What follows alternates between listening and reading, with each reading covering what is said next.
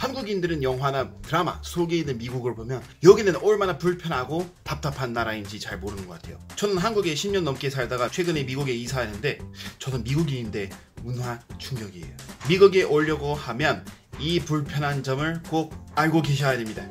안녕하세요 여러분, 저는 미국 아재 마이클입니다. 저는 한국에서 10년 살다가 한국에 사는 게 너무 그립다 진짜요.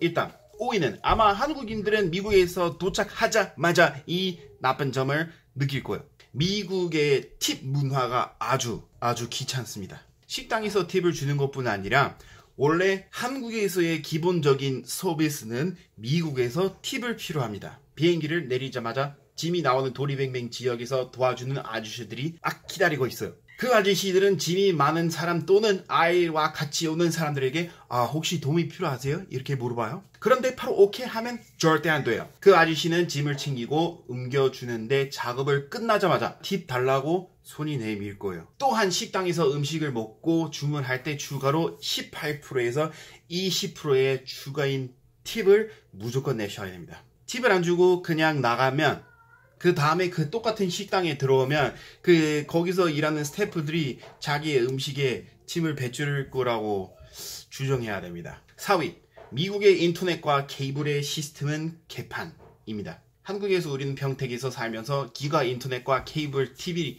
패키지가 한 달에 한 4만원 정도였어요. 현 시대의 핸드폰, 테레비, 컴퓨터가 다 와이파이에 연결되어 있기 때문에 기가 인터넷 있는 것은 기본이죠. 미국에 와서 여기는 선진국이니까 기본적인 인터넷과 케이블이 더 싸겠다고 생각하죠? 절대 안 됩니다. 여기서 기가 인터넷을 사용하고 싶다면 무조건 한 달에 10만원 이상 지불해야 된다고 생각하셔야 합니다. 또한 추가로 케이블이나 이런 거 필요한다면 한 6만원에서 8만원 추가해야 되고, 또 넷플릭스, 유튜브 TV, 훌루 이런 거 다 필요한다면 그냥 한 달에 25만원이 그냥 빠이빠이야. 3위, 여기는 술 먹기가 불편한 나라입니다. 한국의 대중교통 시스템 덕분에 언제든 친구들을 쉽게 만날 수 있잖아요.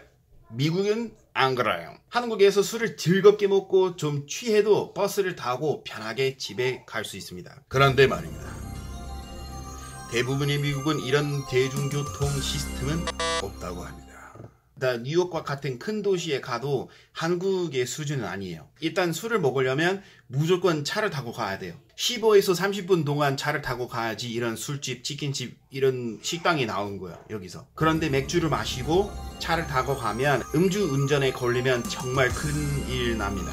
하지만 요즘은 우버가 있어서 예전보다 훨씬 더 좋지만 운영비가 비싸고 술을 너무 취해 있으면 집에 가는 중에 우버 운전자가 차에서 쫓아낼 수 있습니다. 그냥 뿅! 아니면 미국에서 술집에서 술을 마시려면 항상 DD가 필요해요.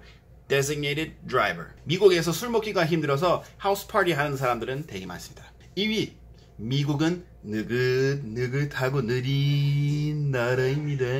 한국 사람들은 성격이 되게 빨리빨리한 스타일이잖아요. 성격이나 문화 차이가 있다고 고려해도 여기가 정말 느려요. 특히 자동차 학과, DMV 같은 관공서에 가면 그냥 하루의 스케줄을 빼야 되겠다고 생각해야 됩니다.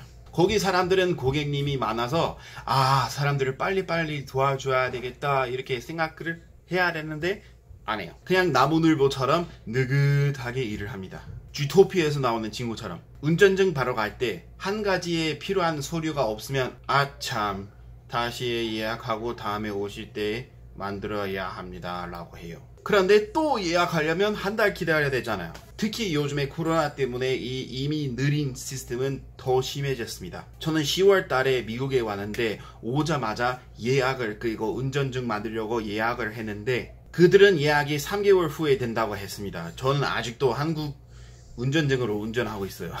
그런데 DMV에 가는데 DMV 아줌마가 나의 서류를 보고 이거 한국 운전증이 진짜인지 아닌지 가짜인지 진짜인지 판단하고 연락드릴게요 이렇게 저한테 말을 했어요. 아직도 기다리고 있는데 그거 확인한 다음에 그때 오시면 다시 이거 버지니아 드라이버스 라이센스 만들 수 있다고 했습니다. 여기는 뭔가 진짜 느린 나라예요. 정말 한국에서 살다가 미국에 오면 이게 엄청 불편한 점으로 생각할걸. 1위, 미국의 의료와 건강보험 시스템은 최악입니다. 더 깊게 설명해야 될지 잘 모르겠지만 계속 할게요. 하버드 메디컬 스쿨 연구자들이 실시한 2009년 연구에 따르면 매년 4만 5천 명이 미국인이 건강보험을 받지 못한 직접적인 결과로 사망하는 것으로 판단하였습니다. 이게 나라냐? 2018년에 2,780만 명의 미국인이 1년 동안 건강보험이 없이 생활했다고 하였습니다. 더 많은 설명이 필요합니까? 보험이 있어도 병원이 너무 비싸요. 잘 들어보세요. 한국에서 우리 와이프가 9월달에 막내딸을 낳았는데 한국의 보험 시스템 덕분에 수술을 해서도 70만원 정도밖에 안 되었습니다. 그런데 우리 고모 여기 미국 고모가 미국에서 사촌 여동생을 2003년에 수술하고 낳았는데 병원비가 얼마나 나왔는지 아세요? 그 당시에 한국 돈으로 환전해왔다면 3,900만원이었습니다. 3,900만원. 다행히 우리 고모가 보험이 있었는데 보험이 있었어도 우리 고모가 그 병원에 300만원 지불했습니다. 미국에서 매년 보험 없이 치료를 위해 극단적인 빚을 지는 사람들이 슬픈 사례가 많이 있습니다. 좋은 보험이 있어도 병원에 가려면 예약해야 하고 너무 급한 일이 있다면 응급실을 가야 되는데 응급차를 타고 가면 40만원이 그냥 사라졌다고 생각해야 됩니다. 응급실에 가도 ER에 가도 기본으로 2시간 기다려야 되겠다고 생각해야 되는데 만약에 밤 아니면 주말에 가면 더 걸려요. 그리고 환자를 돌보는 감각이 없습니다. 우리 아내가 메리랜드에서 둘째랑 셋째 아이를 낳았는데 그게 정말 큰 문제였어요. 그냥 한국에 이런 감정이 절대 없었습니다. 미국에서는 이런 표현이 있습니다. 표지로 책을 판단하지 마시오. 겉만 보고 속을 판단하지 말라는 뜻인데 먼 곳에서 미국을 보면서 여기가 편한 나라로 생각하지 마세요. 여러분들은 미국에 와본 적이 있고 이런 불편한 점이 있었다면 댓글로 써주시면 감사드리겠습니다. 다음에는 뭐 미국의 좋은 점 이런 거 쓰고 싶은데 그냥 한국 친구, 아는 한국인들한테 미국에 지금 살고 있다 이렇게 얘기를 하는데 너무 좋겠다 이런 말을 엄청 많이 했는데 근데 저는 한국에서 10년 살고 다시 미국에 이사하다가 이게 와 이만큼 불편했어? 이렇게 막 생각이 나는 거예요. 한국에 사는 게 낫다. 다음 영상까지 안녕.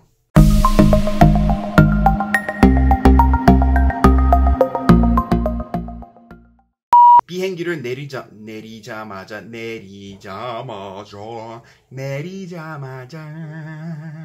yeah. 자, 음주운전 치료를 Man, this is 정말 어려워요.